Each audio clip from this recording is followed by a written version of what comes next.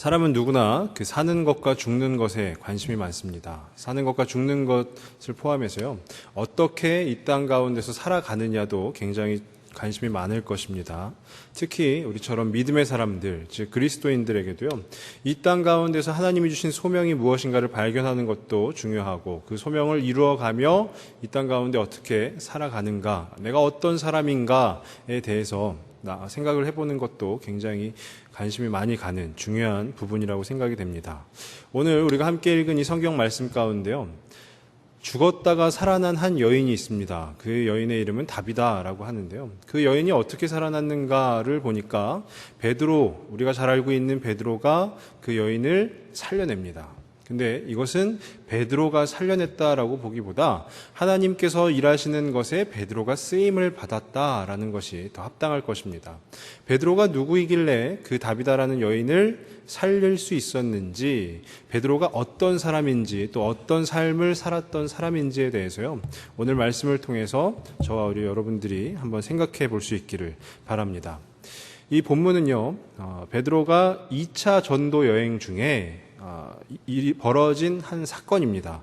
베드로의 1차 전도 여행은요, 예루살렘에서 출발해서 사마리아에 이르기까지 전도 여행이 시작되었다면, 베드로의 2차 전도 여행은 다시 예루살렘에서 시작해서 서쪽으로 가는 거죠. 서쪽에 룻다라는 곳에 가고, 또 오늘 말씀에 나오는 욥바라는 곳에 갔다가요, 그 욥바, 그 해안선을 따라서 위로 쭉 올라가서 가이사랴라는 곳에 이르르는, 그것이 바로 베드로의 2차 전도 여행입니다. 본문에 나오고 있는 시작하는 부분이요, 욥바에라고 되어 있습니다. 욥바라는 곳이 바로 도시 이름인데요, 이 욥바는 아까도 말씀드렸지만 해안 도시입니다. 해안 도시인데 베드로가 지금 현재 거주하고 있는 룻다라는 곳하고는 약 지금의 이 길이로 따졌을 때 한 18km 정도 거리가 있는 곳, 바로 이 욥바입니다. 근데 이 욥바에 다비다라 하는 한 여제자가 있다라는 말씀이 시작하고 있습니다. 그러니까 여제자라는 말을 통해서 알 수 있는 것은, 이 사람이 그리스도를 알고 있는 사람이구나라는 것이죠. 그리고 여자구나라는 것을 알 수 있습니다. 이미 복음을 받아들임으로 그 복음 가운데 예수님을 믿음으로, 그 믿음으로 살고 있는 사람, 바로 이 다비다구나라는 것인데요, 이 다비다라는 것은요, 히브리 이름입니다. 히브리 이름을 쓰는 것은 바로 유대인이겠죠. 그래서 이 사도행전을 기록한 누가는 다비다, 근데 그것을 번역하면 도르가다라고 하는데, 이 도르가는 헬라어입니다. 그러니까 그리스식으로 다비다, 히브리 말로 다비다라는 것이 헬라어로 번역하였을 때는 도르가다라고 설명을 해주고 있는 것입니다. 그 뜻이 무엇이냐면요, 우리가 잘 알고 있는 동물 중에 사슴, 그 암사슴 있죠. 우리가 영양이라고도 표현을 하는데, 그 사슴이라는 뜻을 가지고 있는 것이 바로 이 다비다의 이름의 의미입니다. 근데 이 다비다가 누구냐라고 말씀 가운데서 기록을 하고 있는데요, 어떻게 기록을 하고 있냐면, 선행과 구제하는 일을 쉼 없이 한 인물, 바로 다비다라는 것입니다. 선행과 구제하는 일, 예수 그리스도를 믿는 믿음으로 선행과 구제하는 일을 아낌없이 헌신했던 바로 그 다비다라는 여인인데, 그 여제자 다비다가 지금 병이 들어 죽음에라고 되어 있습니다. 병이 들어 죽음에 시체를 씻어 다락에 누이니라 라고 37절에 기록이 되어 있는데요, 시체를 씻는다라는 것은 지금 우리나라도 마찬가지지만 장례를 준비한다라는 것입니다. 이 죽은 여인을 위해서 장례를 준비한다. 장례를 준비한다라는 말이 무슨 말이겠습니까? 다시 살아날 가망이 거의 없다라는 것이죠. 다시 살아날 가망이 없다. 그렇기 때문에 장례를 준비한다. 이것이 바로 시체를 씻는다라는 말이 갖고 있는 의미인 것이죠. 그리고 다락에 누이니라 라고 되어 있는데요, 이 다락에 누이는 것은 장례가 지체되는 경우에 이 다락에 두는 것이 이 당시 사회의 관례였습니다. 장례가 지체되는 경우에. 예루살렘에서는요, 사람이 죽게 되면은요, 그 죽은 당일에 장례를 치르는 것이, 바로 죽은 당일에 장례를 치루어야 하는데요, 성 밖을, 예루살렘 성 밖을 벗어나면 한 3일 정도는 장례를 늦추어도 상관이 없었다라고 합니다. 그 당시의 문헌을 보면 성 밖에서, 예루살렘 성에서는 사람이 죽으면 바로 그 당일에 바로 장례를 치러야 하는데, 지금 이 다비다라는 여제자가 죽은 곳은 어디이죠? 예루살렘이 아니라 예루살렘 성 밖에 한참 떨어져 있는, 약 55km나 떨어져 있는 욥바라는 곳이기 때문에 장례를 한 3일 정도 늦출 수가 있었습니다. 그래서 같이 그 공동체를 이루고 있던 그 제자들이 이 다비다를 바로 장례 준비는 하였지만 장례를 바로 치르지 않고 다락에 누웠다라고 한 것입니다.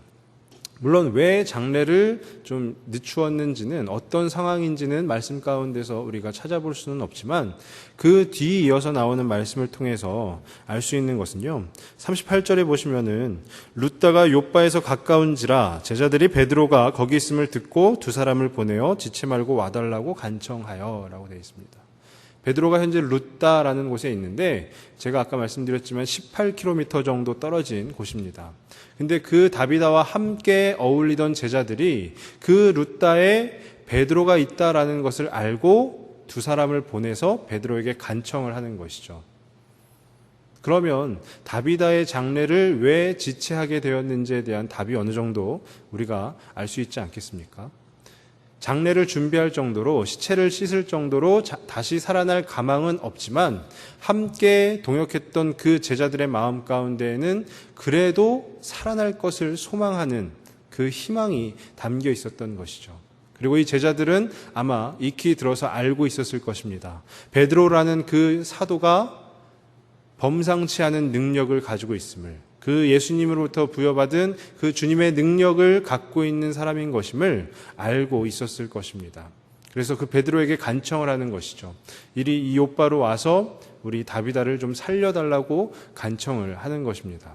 그래서 베드로는 그 욥바로 바로 가게 되고요. 그 다락에 올라가서 그 죽어있는 다비다를 보고 베드로는 그 다비다를 살리는 일에 하나님 앞에 쓰임받게 되는 것입니다. 쉽게 얘기하면 기적이 일어나게 된 것입니다. 베드로가 그 다비다를 어떻게 살렸는지를 말씀 가운데서 보면은요, 다락에 있는 다른 사람들을 다 내보내고 그 자신이 무릎을 꿇고 기도하고, 그리고 나서는 그 다비다를 향해서 선포하죠. 일어나라 다비다야 하고 선포하고 자기의 손을 내밀어서 그 다비다를 일으켜 세웁니다.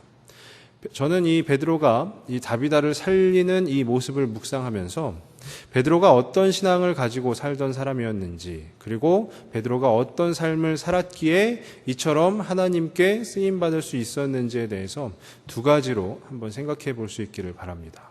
첫 번째는요, 주님이 누구인지 아는 삶이다라는 것입니다. 주님이 누구인지 아는 삶. 40절 말씀해 보시면은요, 베드로가 사람을 다 내보내고 무릎을 꿇고 기도하고 라고 되어 있습니다. 베드로가 사람을 다 내보내고 무릎을 꿇고 기도하고. 우리가 잘 알듯이 베드로는 누구입니까? 예수 그리스도의 애제자 아닙니까? 그리스도께서 사랑하셨던, 특히나 사랑하셨던 그 제자, 바로 베드로인데요. 복음서를 보면은 예수님께서 죽은 자를 살리신 대목들이 있는데, 그 대목들을 보면 다 그 자리에, 그 현장에 베드로가 있었음을 우리는 알 수가 있습니다.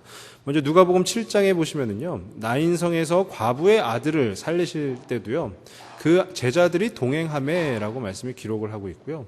또 요한복음 11장에서요, 그 마르다와 마리아 오빠 그 나사로를 살리실 때도요, 베드로 제자들이 동행하였다라고 말씀을 기록을 하고 있습니다. 그러니까 나인성의 과부의 아들을 주님께서 살리실 때에도 베드로는 그 현장에서 그 광경을 목격을 했던 것이고요.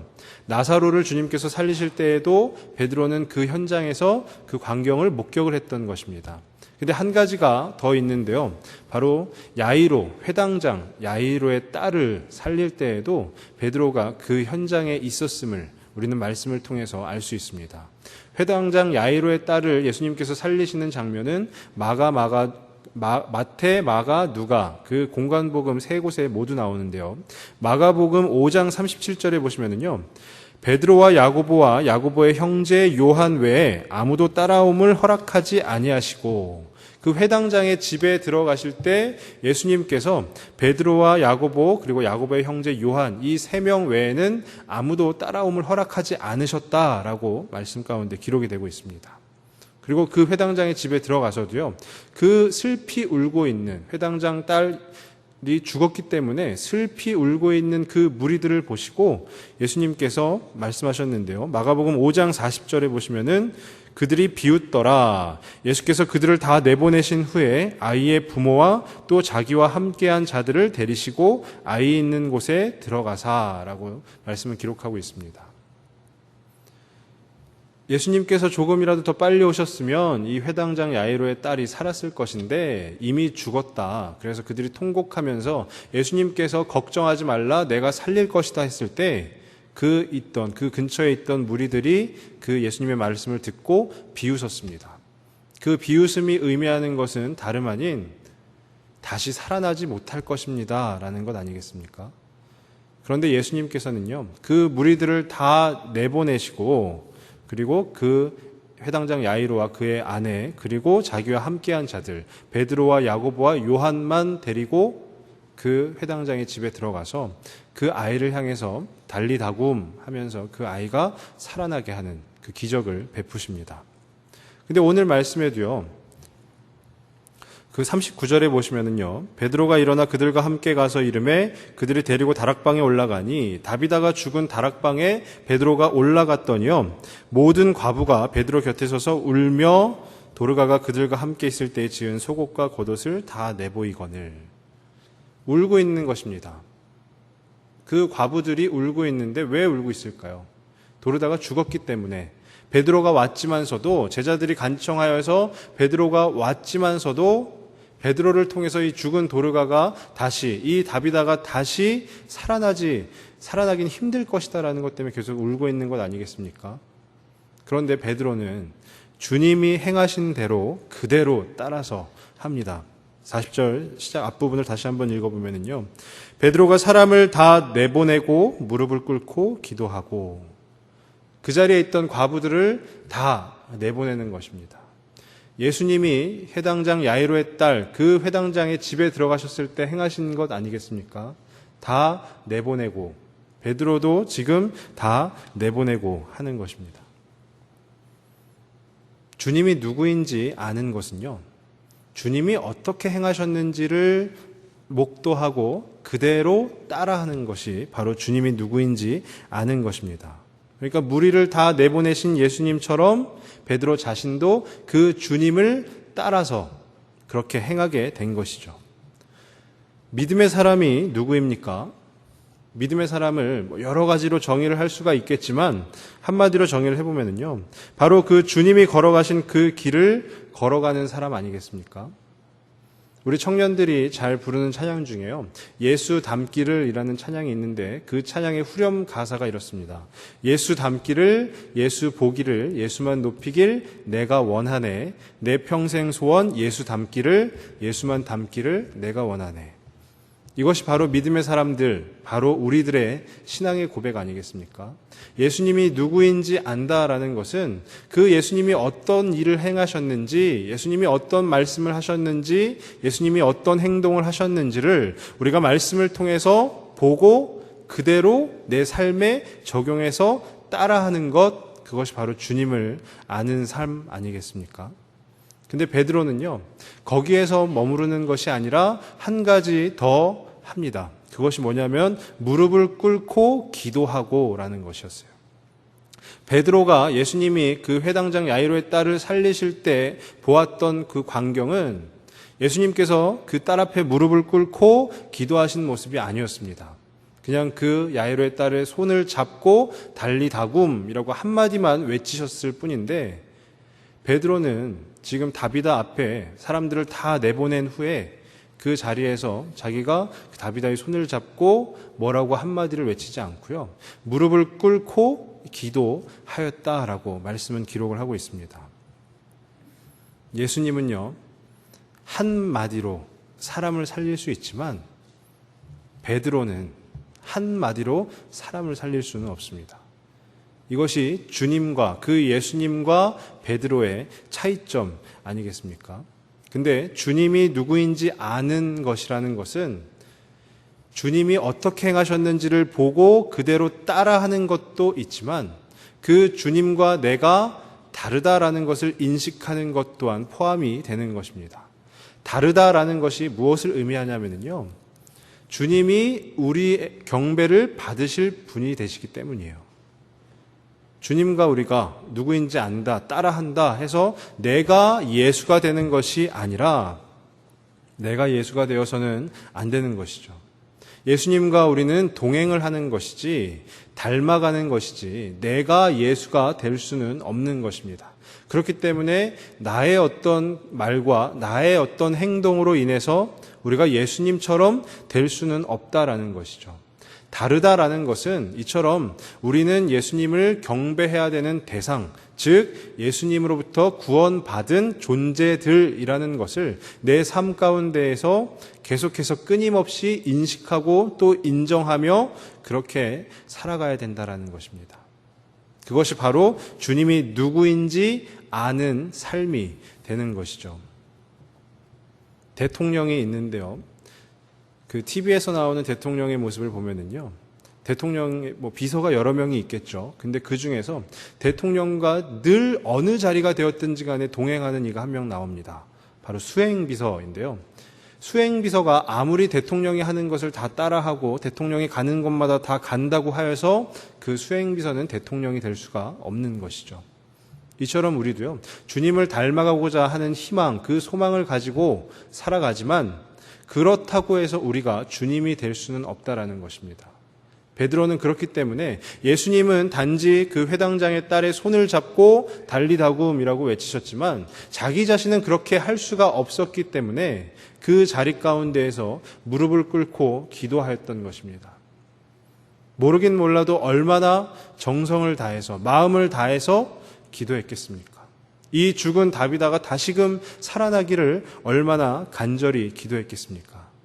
이처럼 주님이 누구인지 정확하게 아는 것은요, 주님과 나의 차이, 내가 주님과 다르다, 나는 예수님을 경배하는 이다 라는 것을 알고 그것을 명심하며 그것을 인식하고 인정하며 살아가는 것일 줄로 믿습니다.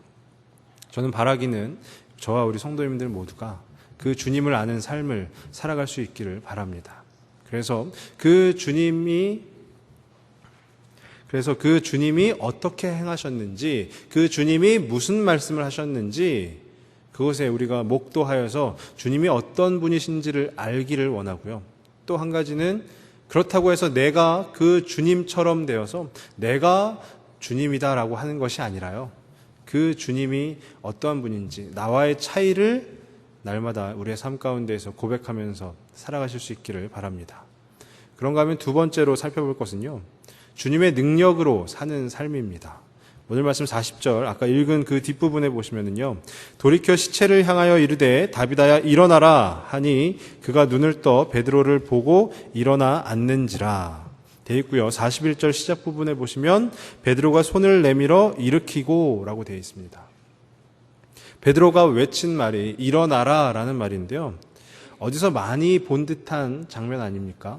바로 우리가 잘 알고 있는 사도행전 3장 6절의 말씀, 베드로가 이르되 은과 금은 내게 없거니와 내게 있는 이것을 내게 주노니 나사렛 예수 그리스도의 이름으로 일어나 걸으라 하고 라고 해서 성전 미문에 앉아있는 그 안진뱅이를 일으켜 세운 놀라운 이적이 사도행전 3장 6절 말씀인데요, 그 자리 가운데서도 베드로는 일어나라 라고 외쳤고요, 지금 이 다비다를 향해서도 베드로는 일어나라 라고 외쳤습니다. 이 일어나라라고 외친 것이 왜 주님의 능력으로 사는 삶이냐 하면은요, 나의 능력으로 외친 것이 아니기 때문입니다. 내 능력으로 야 일어나라 했을 때 일어난 것이 아니라 3장 6절에서 베드로가 이야기한 것처럼 나사렛 예수 그리스도의 이름으로 일어나 걸으라 라고 하는 것처럼 자기 자신의 능력이 아니라 예수님의 능력으로 일어나라 라고 지금 베드로는 외치고 있는 것입니다.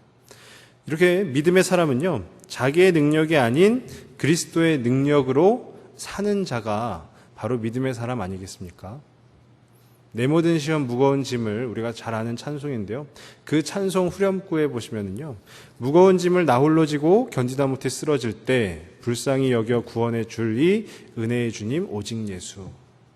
제가 저희 아들하고 같이 시장을 한번 보러 갔었는데요. 시장을 보면서 이 아들이 효자이다 보니까요. 무거운 그 봉지를 자기 자신이 들겠다고 하더라고요. 그래서 그래 한번 들어봐라 라고 주었는데 이 꼬맹이가 그 무거운 봉지를 얼마나 들고 가겠습니까? 한 3걸음 걸었나? 근데 그때 너무 무겁다고 그러는 거예요. 근데 그때 아버지, 제가 뭐 못된 아버지가 아닌 이상 그래 그럼 아빠가 들어줄게 하겠죠. 뭐 그래도 네가 짊어져야 될 짐이다 뭐 이러진 않았겠죠. 제가 딱 들어주니까 그때 이 친구는 이제 날아다니는 겁니다. 왜 날아다니냐 하면요. 무거운 짐이 사라졌기 때문에 날아다닐 수 있었던 것입니다. 이처럼요. 주님의 능력으로 산다라는 것이 무엇을 말하는 것이냐 하면 내 능력으로 살면은 이 세상이 얼마나 버겁겠습니까? 그리고 얼마나 힘들겠습니까? 그 무거운 짐을 날마다 어깨에 짊어매고 살아가니까 얼마나 어렵겠습니까? 근데 주님의 능력으로 산다라는 것은 그 무거운 짐을 그 은혜의 주님 오직 예수, 그 예수 그리스도가 오셔서 싹 걷어가 주시는 것 아니겠습니까? 그러면 우리는 주님의 능력으로 살 수 있는 것이고 주님의 능력으로 살게 되면 이 세상을 날아다니면서 살 수 있게 되는 것입니다. 내 힘으로 살려고 아둥바둥거리면요 우리가 쉽게 지칩니다. 하지만 아버지의 능력으로 살면은요 지칠래야 지칠 수가 없는 것, 그것이 바로 주님의 능력, 그 능력을 의지하는 바로 믿음의 사람 아니겠습니까? 근데 그 능력이 무엇이냐라고 생각을 해보니까요, 베드로가 다비다를 향해서 일어나라라고 외치고 있습니다. 그리고 41절에는 손을 내밀어 일으키고라고 되어 있는데요. 이 일어나라 그리고 일으키고에 해당하는 원어의 기본형이 아니스테미라는 단어인데요. 이 아니스테미는 에게이로라는 단어와 예수 그리스도의 부활을 신약 성경에서 나타내는 대표적인 두 단어 중에 하나입니다. 예수 그리스도의 부활, 그러니까 일어나라라는 것은요, 그냥 단지 예수님께서 너에게 힘을 주셔서 일어나게 하실 것이다, 이게 아니라 예수 그리스도께서 부활하셨듯이 너도 그 잠자고 있는 잠에서 깨어날 것이다 라는 확신을 지금 던져주고 있는 것입니다. 그러니까 일어나라라는 것은 부활을 할 것이다, 그 부활을 소망하자, 그 부활 가운데 나아가자라고 지금 베드로가 다비다에게 던지고 있는 것이죠. 그러니까 주님의 능력으로 사는 삶이 그냥 예수님께서 행하신 여러 이적들 가운데 하나를 의지하면서 사는 그 삶이 아니라 예수 그리스도께서 십자가를 짊어지심으로 다시금 그 죽음과 사망의 모든 권세를 이기시고 승리하신 그 부활을 의지하며 사는 그 삶이 바로 그 주님의 능력을 의지하며 사는 삶이다라는 것입니다. 믿음이 없는 사람은 그 예수 그리스도의 부활을 그냥 성경책이라는 어떤 두꺼운 책에 나오는 하나의 이야기라고 치부해버릴지 모르지만요, 믿음의 사람은 그 예수 그리스도의 부활이 바로 우리를 살리는 능력의 말씀이다라는 것을 바로 온전히 믿는 것입니다. 그래서 저는 바라기는 저와 우리 성도님들이 그 예수 그리스도의 부활을 의지함으로, 그 예수 그리스도의 그 능력을 의지함으로 내 능력으로 이 세상을 살아가는 것이 아니라 그 그리스도의 능력을 의지함으로 살아가는 저와 우리 모든 성도님들 다 되시길 소망합니다. 오늘 말씀의 제목이요, 우리가 베드로입니다 라고 제가 정의를 해보았는데요. 우리가 베드로입니다 라는 그 말의 의미는 제가 여러분들에게 주님을 아는 삶을 사셔야 합니다, 주님의 능력을 의지하는 삶을 사셔야 합니다 라고 이야기를 하는 것이 아니라요, 이미 저와 우리 성도님들이 주님을 다 알고 있지 않습니까? 물론 이 자리 가운데 초신자분이 계실지도 모르지만요, 우리 모든 지금 이 자리에 모이신 우리 성도님들은 주님이 누구이신지 다 알고 계시지 않습니까?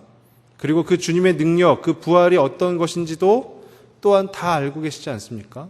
그러니까 이미 우리는 베드로와 같은 그 삶을 살아갈 수 있는 자들인데, 만약에 만에 하나라도 그렇지 못하다면 왜 그럴까 한번 곰곰이 생각해 보실 수 있기를 바랍니다. 예수님처럼 살기를 노력하고 하지만 그분에 대해서도 또 바로 알고 또 예수님이 다시 살아나신 것처럼 우리 또한 그 부활을 소망하면서 사는 사람들 아니겠습니까? 우리가 예수님을 몰라서 힘들고 무거운 짐을 날마다 지고 살아가는 것 아니고요. 그 예수님의 능력이 무엇인지 모르기 때문에 부활이라는 것은 그냥 단지 두꺼운 책에 쓰여진 이야기다라고 생각하면서 사는 사람들이 아니지 않습니까? 저는 오늘 말씀에 대해서 이 본문을 계속해서 묵상하면서요. 얼마 전에 우리 곁을 떠나신 두 분의 권사님을 한번 생각을 해보게 되었습니다. 만약에 우리가 베드로입니다 라고 하였을 때 우리가 그 두 분의 권사님을 살려낼 수 있었다면 얼마나 좋았겠습니까? 근데 지금 이 시대에는 그런 기적이 일어나지는 않습니다. 근데 그럼 우리가 베드로입니다 라고 하는 것이 무엇이냐 하면 제가 다비다라는 한 여인을 보니까요. 그 두 분의 권사님과 어찌나 닮아 있는지 모르겠습니다. 평생을 구제와 헌신하는 일에 선행과 구제하는 일을 행하셨던 분들이 바로 우리가 알고 있는 그 두 분의 권사님의 모습 아니겠습니까? 여제자, 그리스도를 믿음으로 이미 믿음의 사람으로 그 믿음의 여정을 살아갔던 그분들에게 우리가 할 수 있는 것이 무엇일까? 우리가 베드로가 되어서 할 수 있는 것이 무엇일까? 생각하였을 때 그 두 분이 평생을 그렇게 살아가신 그 신앙의 유산, 그 신앙의 유산을 우리가 받고 그 유산 가운데 일어나라 라고 말하는 것 아니겠습니까? 단지 그분의 육신들은 우리가 살릴 수 없을지라도 그분의 영혼들, 이미 천국에 가신 그분의 영혼들을 우리가 그 신앙의 유산을 물려받음으로 우리가 계속해서 일어나라 하면서 제 자신을 경각시키는 겁니다. 그 신앙의 유산 가운데 어떻게 살았는지를 기억하면서 우리가 그것을 받음으로써 우리 삶 가운데에서 경각시키는 것입니다. 그러면서 오히려 더 주님을 더 잘 알아가고 그 주님의 능력이 무엇인지 더 알게 되고 그 능력으로 살아가는 그 부활신앙을 의지하며 일어나라 라고 하면서 우리가 이 땅 가운데서 우리에게 하나님께서 맡기신 그 소명을 다 이루어가는 것, 그것이 바로 어쩌면 우리가 베드로입니다에 합당한 일일지 모르겠습니다. 거기에 물론 한 가지 더 바라본다면요. 42절 말씀에요. 온 요파 사람이 알고 많은 사람이 주를 믿더라 라고 기록이 되어 있는데요. 우리를 통해서, 베드로인 우리를 통해서 이 지역 가운데 많은 사람들이 우리의 모습을 보고 저 정도면 나도 예수님 믿어도 되겠다라는 그 마음을 갖게 되어서요. 이 지역 가운데 많은 이들이 예수님께로 돌아올 수 있었으면 좋겠습니다. 제일 좋은 전도의 방법이 무엇인가 계속해서 고민을 해보고 또 고민을 해봐도요. 물론 우리가 계속해서 전도를 나가고 또 내가 알고 있는 이들에게 복음을 전하고 굉장히 중요합니다. 하지만 그보다 더 중요한 것이 있다라고 한다면요. 내 자신이 먼저 주님을 아는 삶을 살아가고 주님의 능력을 의지하는 삶을 살아감으로써 그 주변 분들에게 우리가 도전을 줄 때에 바로 그분들이 저 사람은 어떤 사람이길래, 그 예수라는 분이 어떤 분이시길래 도대체 저 사람은 저렇게 놀라울까라는 그 고백을 이끌어내어서 같이 우리가 예수님께로 향하여 나아갈 수 있도록 인도하는 것, 그것이 바로 제일 좋은 전도가 아닌가라는 그런 생각이 듭니다. 저는 간절히 바라기는요, 우리 모두가 베드로입니다. 이미 주님이 누구인지 알고 있고요. 이미 주님의 능력이 어떠한 것인지를 알고 있습니다. 그러면 우리는 주님이 누구인지 아는 그 삶을 살아가면 되는 것이고요. 주님의 능력을 의지하는 그 삶을 살아가기만 하면 되는 것입니다. 간절히 소망하기는 저와 우리 성도님들이 그 주님이 누구인지 아는 그 삶을 계속해서 살아가실 수 있기를 바라고 또 그 주님의 능력을 의지하는 그 삶을 계속해서 살아가실 수 있기를 바랍니다. 간절히 소망합니다. 기도하겠습니다. 아버지 하나님, 참으로 감사를 드립니다. 오늘 말씀 가운데 베드로가 어떤 사람인가, 베드로가 어떤 삶의 모습을 가지고 있었는가에 대해서 말씀을 통해서 한번 생각해 보았습니다. 주님, 우리가 이미 주님이 누구인지를 알고 있는 것처럼 또한 주님의 능력이 어떠한 것인지를 알고 있는 것처럼 우리 삶 가운데에서도 계속해서 끊임없이 주님이 누구인지를 알아가는 삶을 살아갈 수 있도록 인도하시고 또 우리가 주님의 능력을 의지하는 삶을 살아갈 수 있도록 우리와 함께 동행하시며 우리 가운데 함께 거하여 주시옵소서. 그래야 해서 온전히 우리가 하나님을 기쁘시게 하는 자들로 세움을 받게 하시고 또 우리의 모습을 통하여서 이 지역 가운데에도 도전을 줄 수 있는 그런 자들로 세워질 수 있도록 주님 날마다 귀한 은혜를 더하여 주시옵소서. 모든 말씀 예수님의 이름으로 기도드립니다.